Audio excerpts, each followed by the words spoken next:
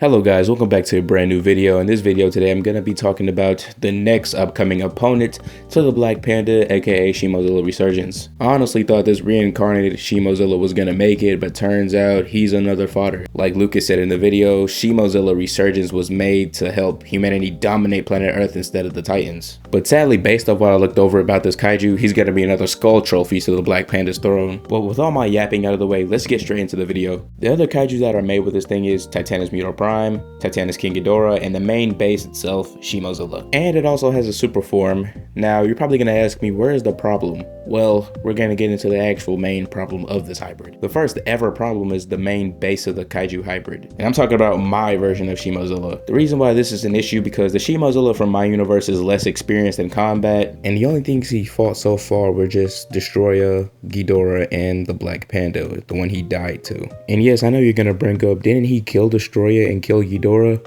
Well, let me explain the Destroyer one first before I explain Ghidorah. Okay, in Godzilla X Shimo Part 6, Destroyer was already weakened by Godzilla, Kong, and Kiryu before Shimozilla even popped up. And when Shimozilla pounced on Destroyer and used their supercharged global warming blast, Destroyer just let him have the win because he knew he was going to come back from the start. Now hopping on to Ghidorah, the one Destroyer brought back by using the Kaiju Crystal. The reason why Ghidorah died so easily to Shimozilla because this is a different anomaly. Like Scar King, for example, how he appeared in Part 1 and 2, that's because he was already an anomaly from the start. And this is actually the very first Titan that Destroyer brought back using the Kaiju Crystal. But this was a different Scar King anomaly, showing remorse for capturing Shimo and helping Godzilla defend humanity. But as you know, in Part 2, he's killed off by Space Godzilla, the only kaiju that already knows about the history of the Kaiju Crystal. In Part 8, Destroyer brought Scar King back, but this time this is the same exact anomaly from 2027. The one that was evil, the one that captured Shimo for his own use and abused his son. And the same thing happened when Destroyer brought Ghidorah back. And the Ghidorah you see in Godzilla X Shimo Part 8 is not the same anomaly from 2019. Yes, he was evil, but he didn't really take his fights too serious. If this was the same anomaly from 2019, Shimozilla would have been killed. Now onto the second contributor of this hybrid,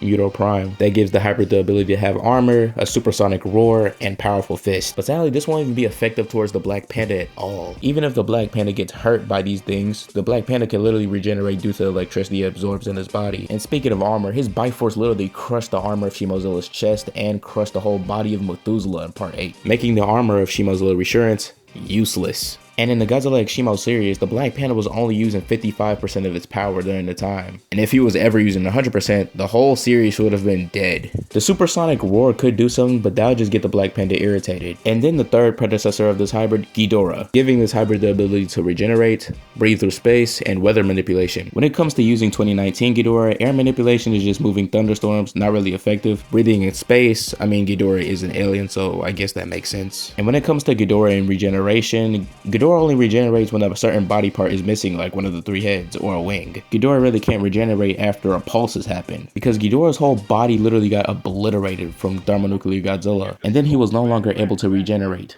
And now that we're done with his predecessors, let's get on to the actual main powers it uses. The Gamma Ray Blast, an EMP, and a super form.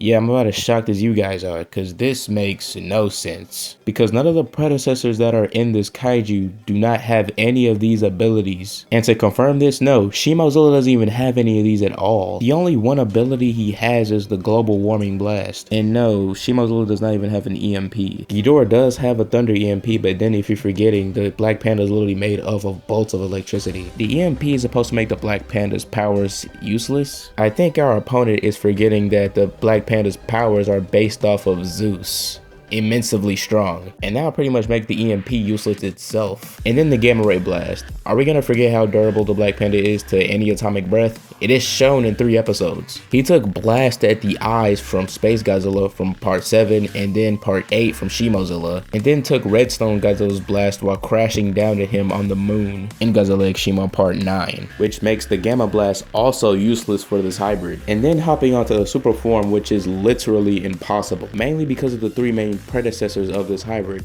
And no, Shimozilla does not have a super form. And then in the Monsterverse, Muto Prime and 2019 Ghidorah don't even have a super form. So it's most likely to say that Shimozilla Resurgence superform is not even happening, because the titans that are in this hybrid can't cause a superform at all. But if the superform was a thing, it can only be killed by two things: absorption or a pulse. And a god pulse from the Black Panda could actually obliterate the whole superform, causing the superform to be faded away in dust. So yeah, now done with the non-existent powers of this hybrid, let's get on to who would actually win in the fight. Now the base form for Shimozilla Resurgence, the base form is already in bad condition with a less experienced kaiju as the base itself being Shimozilla. With the Muto Prime abilities and the Ghidorah abilities, Shimozilla Resurgence is absolutely getting destroyed. And the Black Panda is going to have to use 57% of his power. And how could Lethal T kill him, you ask? Well, the Zeus Blast. The Zeus Blast could literally just slice his whole body in half, separating his regenerative organs, causing him to no longer regenerate anymore. Or number two, he could just bite at the chest and cave in like a wild animal, ripping out the lungs, heart, and pretty much the stomach with his bare jaws, causing Shimozilla Resurgence to die under 20 seconds. And for a bonus, actually, it can literally just paralyze the Shimozilla Resurgence hybrid with the bolts of electricity it can spread out from its body to the hybrid. And that ability was actually shown in part 9 of Godzilla X Shimo, and he doesn't even need to be in his Zeus form in order to do this ability. And if the super form was ever possible, which it isn't, and the only way to kill the super form is a pulse or absorption. And let me be more direct when I say absorption.